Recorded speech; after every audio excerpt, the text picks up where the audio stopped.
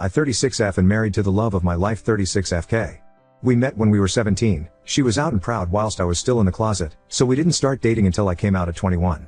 We got married in 2019 and have an adopted 4-year-old son Jack. This comes in relevant in a minute. My sister 27F Sarah, has a long-term boyfriend 28M Steve who the family cannot stand. They've been together for 8 years and the whole family has hated him from the first time we met him. He is rude, obnoxious, arrogant and all in all a crappy human being. He's also someone that likes to claim that he is just honest, but if someone is honest back to him he flips out and sulks like a toddler. In fact my toddler is better behaved than him. He isn't abusive to Sarah and doesn't direct these comments towards her, it's just the rest of us. He's actually a good partner to her and treats her well, which is his one redeeming quality. My dad and Kay hate him the most and will do anything to avoid him at family gatherings. Kay usually just ignores him and brushes off anything he says to her as she doesn't like conflict. However, there have been a few occasions that she has said something back, but it's usually said in a joking manner which amuses my dad to no end. My mom is a peacekeeper and will do anything to avoid drama, so she just changes the topic whenever he starts, but she and my grandparents all hate him just as much as the rest of us. Sarah is the only one that obviously doesn't hate him. Our son's birth mother Tess was Kay's best friend, who sadly died in 2021. This was a real shock as she had an underlying heart condition that she didn't know about and simply went to sleep one night and never woke up. Jack had been left alone in his cot all day screaming for his mom before Kay got worried that Tess wasn't answering her texts and went to their house to see if she was okay. She found Jack in his cot and Tess in her bed. We adopted Jack as no one in Tess's family was in a position to take him in. We raise him as our own, but he knows who Tess is. Obviously this is a very sensitive topic for Kay as it was so traumatic for her and Jack. Now, on to what happened last weekend. It was the anniversary of Tess's death on Saturday, so Kay, Jack and I went to visit her grave. Kay is always quiet after going to see her and this time of year is especially hard for her. On Sunday we had a family gatherings at my parents' house. These happen every couple of months as just a catch up for everyone. At first nothing was out of the ordinary. Kay and my dad were off to the side talking as usual, only I could see that Kay was obviously struggling, so my dad and her went for a walk so she could clear her head. This is something they have done before, so nothing too unusual. However, Steve had an issue with this and asked why they had left and why he wasn't invited to walk with them. I explained that about Tess and Kay just needed a minute. This wasn't good enough for Steve though, and he said she should have gotten over it by now. At this my granddad, who is naturally a very quiet guy, said that his best friend had died over 20 years ago and he still had days where he's missed him so much it hurt. You don't just get over something like that. Steve shut at that. Kay and my dad got back and she was in a much better mood. We all sat down at the table for our late lunch and started chatting. Everything was fine at first until Steve started trying to butt into Kay's conversation with my granddad. When it was obvious that they weren't going to include him, he very loudly stated, "This is bullshit, she's getting all the attention of everyone because her friend died 3 fucking years ago. Get over it for fuck's sake, we're all sick of hearing about it." The whole table went silent and I took one look at Kay and knew she was about to go off on Steve. Only it didn't happen the way I thought. Rather than exploding at him, she looked at him very calmly and said that her and granddad weren't talking about Tess, they were making plans to take him to the Christmas markets, but if you want to be a dick then no problem. She then went on to say to him that everyone in the family hates him because he's a toxic, narcissistic fuckwad, that whenever he can't come to a family gathering the whole family is much happier. That there is a reason he has no friends and that his own family can't stand to be around him. That reason is that he's rotten from the inside out and that Tess may have only been on this planet for 32 years, but she made a bigger impact on people than he would if he lived until he was 150. That her funeral was rammed with people because she was so loved, whereas he'd be lucky if anyone other than Sarah was at his. After that she got up and went to the back garden and I followed her. A few minutes later my dad came out and said that he'd told Sarah and Steve to leave. We went back inside and Kay apologized to everyone and said she should have just kept her mouth shut. Everyone other than my mom told her what she had done was right and it was about time someone told him. My dad then found it hilarious that a lesbian had been the one to tell him straight, which lightened the mood a lot. We spent the rest of the afternoon there before going to pick Jack up from Kay's mom's house as she had him overnight on Saturday for us. The reason I'm making this post is that yesterday I got a call from Sarah saying that her and Steve wanted an apology from Kay or they weren't going to Christmas. When I reminded her that we wouldn't be at Christmas either as it our year to spend it with Kay's mom, so it made no difference to us, she got really upset saying that she wanted an apology because Kay was way out of line. I said she wasn't and that I wouldn't even contemplate asking her to apologize because I agreed with everything she said and so did everyone else there. She ended the call and I just went back to work. Then today my dad called me and asked if Kay's mom would mind a few more for Christmas as he was refusing to spend it with Steve, so he and my granddad needed someone else to go. Apparently after Sarah had called me she has called mom and started ranting and my mom had told my dad to get Kay to apologize, which he said no to, and they had an argument and my dad has now decided that he's done with Steve even if that affects his relationship with Sarah. He's not having it anymore. My mom wants Sarah there, and she won't go without Steve, so my dad is going somewhere else and my granddad agreed with him. I text Kay's mom and she said they were welcome, so now my mom is furious and saying that my dad and Kay are ripping the family apart. So basically this has turned into a shit show. Kay has said she will apologize if I want her to, just to keep the peace, but I've told her no way. Everything she said was true.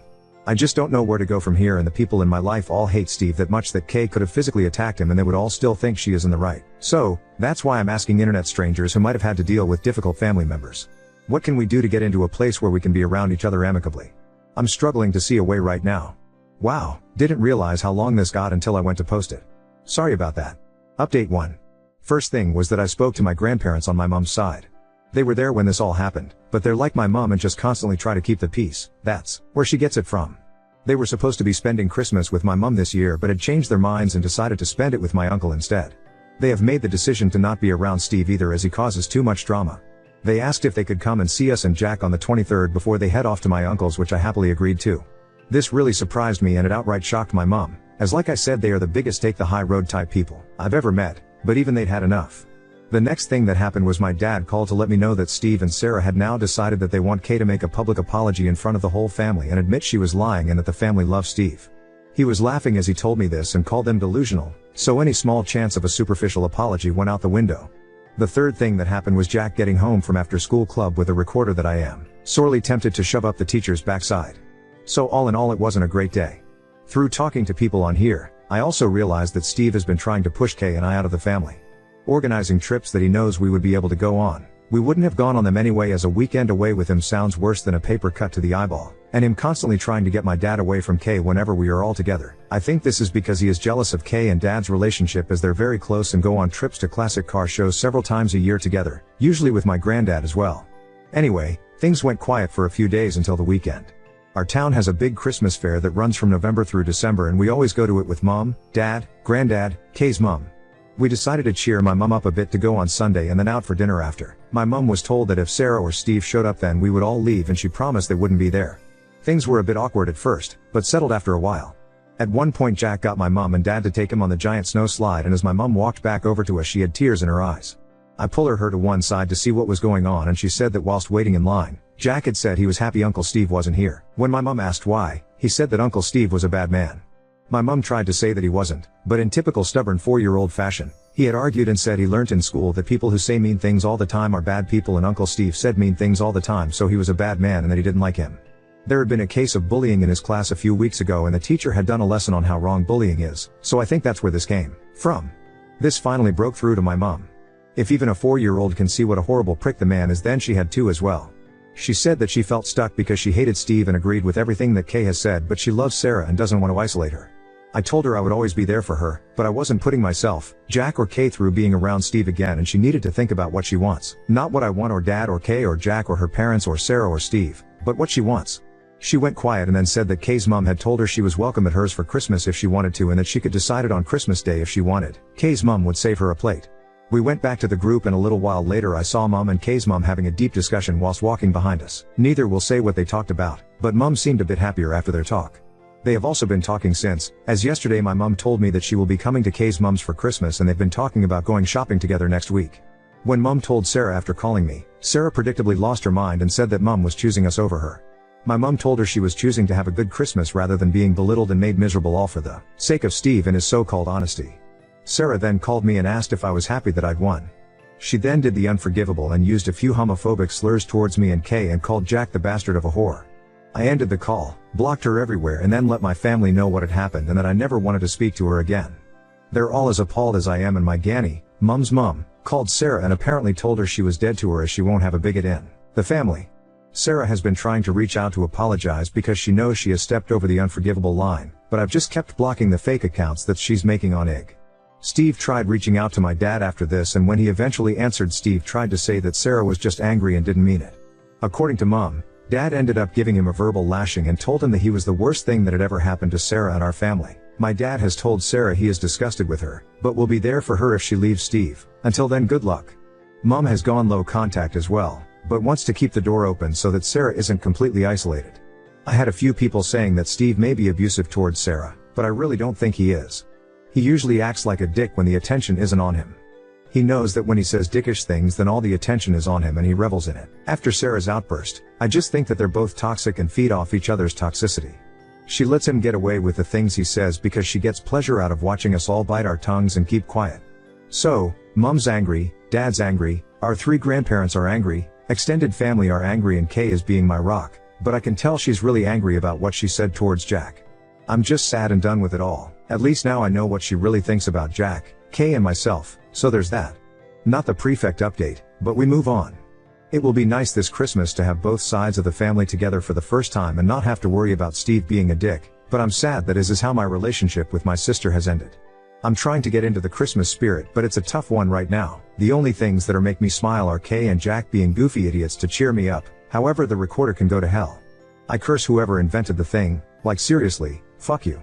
Thanks for all the support in my original post and opening my eyes to a few things. Maybe internet strangers are the way to go for advice after all. Hope you all have a good Christmas/holidays. Now on to second story. Cousin turned my daughter's dream performance at her wedding into a nightmare. Now I'm left picking up the pieces.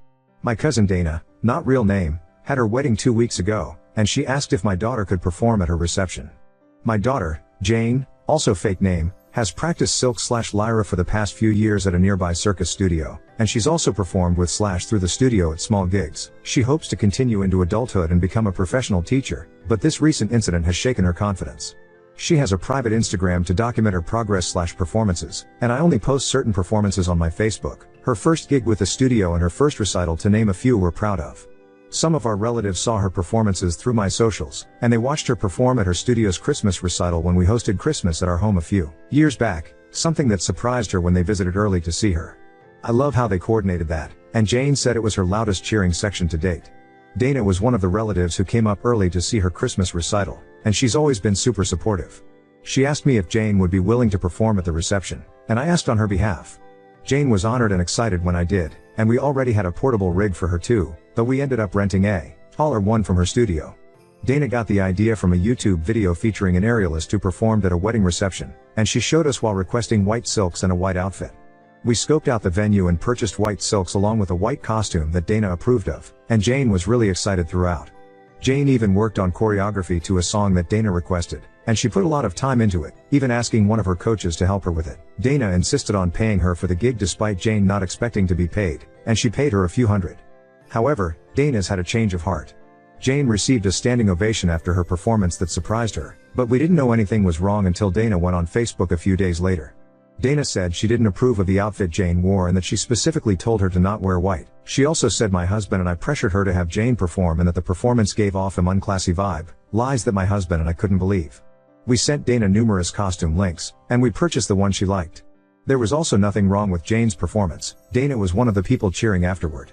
Jane received nothing but compliments afterward, but I'm disgusted that she had to see that post after all the work she put into it. The post also had comments disabled for what it's worth. I called Dana to confront her about the lies, but she didn't pick up numerous calls. I then called her parents who, like us, had received messages about her post, and they said that Dana was wrong. They apologized on her behalf and said they were also disgusted. Dana's mom also said that Dana vented to her before making her post a few days after the reception. Dana told her she regretted asking Jane to perform given the attention, compliments and cheers she received for it. Her mom also said that she felt upstaged with Jane wearing white and having to hear how good she was. Dana's parents tried to call her after she made her post, but she didn't answer after their previous conversation ended with her parents telling her she shouldn't be bitter because she specifically asked Jane to perform. Dana's parents reported the post along with us/others, and we've told the truth to those who reached out along with a post to explain our side/stand up for Jane. We have text proof of sending costume links that Dana chose from. Dana's parents also requested to talk to Jane on the phone to apologize for Dana's behavior, and my husband and I told Jane that Dana was wrong, and that we'll be distancing ourselves from Dana permanently. Dana's parents were surprised at her behavior, and we were too, having seen her grow up. Granted, we only see extended family for Thanksgiving and Christmas because we live far, but other relatives were surprised too as it seemed to come from left field. Maybe there's a side of Dana we'll never know from our limited holiday/milestone interactions, but our focus is Jane. We've tried to cheer Jane up by offering to take her to dinner among other activities, but she's been hurting, which is why I'm here. Jane hasn't practiced, at home or the studio, since the reception, and I don't want to invade her space at her studio by asking/telling anyone there, in case she doesn't want anyone to know. She asked me to return the white silks and costume after being so excited to receive them. She also said she's going to take an extended break from Ariel to reconsider if she wants to continue. Aside from Ariel, she's taken a break from seeing non-Ariel friends too, choosing to pretty much keep to herself. We would appreciate any advice from fellow Arielists on how to lift her spirits. We reminded her of how we're proud of her, along with the many compliments she received, but she's asked for space and to not talk about it. We're going to respect that and let time do its thing, but we'll consider any advice from other aerialists who can relate to the time and work she put in. Sorry for this being so long, but we appreciate anyone who read and takes the time to reply. Alternatively, and I'm sorry to say this, but is it possible that Dana's new husband gave Jane any inappropriate attention? That might explain why Dana is so upset when she presumably should have known exactly what to expect, although certainly wouldn't excuse it. If there were any opportunities for Jane and the new husband to be alone, I would really look into that also, because it would also explain why Jane hasn't practiced since the reception even though the drama started a few days later. It is an extreme place to go, but I would just ask yourself if there was an opportunity for him to be inappropriate because she is withdrawing from her entire social life. When I was a teenager, driving up to the next city over helped me sometimes. Want to take a drive? Is still a question I ask myself when I feel stuck and hopeless. Go to the big aquarium and get cannolis at the outlet mall or something equally random. Maybe she'll open up or get out of her head, or maybe y'all will just have a nice day. Lots of love to you and your family. Maybe see if there are any non-aerial activities any of her friends are down to do with her. Maybe something like rock climbing, which can feel less performance oriented and attention grabbing but can still feel fun for an aerialist because there's a fair amount of strength crossover. Hopefully she'll be comfortable with aerial again in future, but I think just trying to help her not socially withdraw too much would be good for her well-being for now. So sorry she's going through this. She sounds like a great kid and a very talented aerialist. Update 1. Since my original post, Dana's Facebook post is gone. I don't know if she deleted it or enough people reported it for Facebook to remove it, but we're glad it's gone. She never apologized to us, or Jane, or even bothered to call, so our position on being permanently done with Dana stands. My husband and I made a post on my Facebook addressing the lies she spewed about our daughter, and we shared photo proof of Dana's texts where she approved of Jane's white costume from links we sent, not to mention the song choice she sent us too. Better yet, Dana's mother reposted it on her account, which really surprised me. Dana's mother wrote that they loved Jane's act and that they disapproved of Dana's actions. My husband and I also made sure that Jane was okay with us addressing it on Facebook, and she said it was fine. Normally, I wouldn't use Facebook to address drama if aimed at me. But since this involves a grown adult attacking a minor, we felt the need to address it publicly because she disparaged her publicly, and Jane will remember whether we stood up for her or not years from now. I had a chance to speak with Dana's mother since my original post on the phone, and she spoke to Dana again since our last call. Dana reiterated how she regretted asking Jane to perform, but she harped on the standing ovation that bothered her the most. Dana told her that she expected Jane to get some polite applause, but that the overwhelming response really set her over the edge because she expected the loudest cheers to be when she and her husband entered the reception, but that went to Jane instead. Dana and her husband also received a great reception when they entered the reception, but Jane's performance did too, and Dana didn't expect it. Heck, even Jane was surprised by it too. She never received a standing ovation from a solo act before. But Dana's mother believes that if Dana had asked someone to sing who received a similar reception, Dana's jealousy would have been all the same.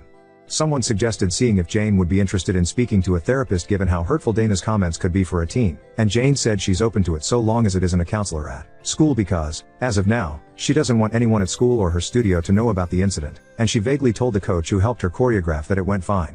We will respect her privacy request as it's her right to control the narrative. But in the same vein, I suggested therapy for Dana to Dana's mother since her reaction might be a bigger insecurity, and she said she'd ask. The other thing someone suggested was the possibility of Dana's husband, or anyone, making an inappropriate comment to Jane during the reception that made her shut down and not want to see friends or practice days before Dana's post. My husband decided to ask her, and Jane said no when he did. If something happened, perhaps she'd be more comfortable telling a therapist with time. But on the bright side, she said she might want to try a different aerial studio because she doesn't want to answer questions about how it went, or share a video, at her home studio, so we will help her find somewhere new as she asked. We hope she doesn't permanently leave her current studio because she has friends and coaches who are supportive, and she performs with that studio's troupe at festivals/gigs, but I personally understand the need to sometimes go somewhere where nobody knows you for a break, and we hope that will help her. She hasn't said definitely yet. But if we does, we'll take her. She still wants an extended break from aerial in the meantime. But even if when she goes back, she said she may never want to perform again and would rather do it leisurely, one of the reasons she doesn't want to return to her home studio where she's a part of their troupe. She asked if we'd tell her troupe coach that she won't perform with them anymore if it comes to it. And if that's what she wants down the road, then we will. Hopefully time heals this wound and helps her at least keep the friends she has there, but we can only hope.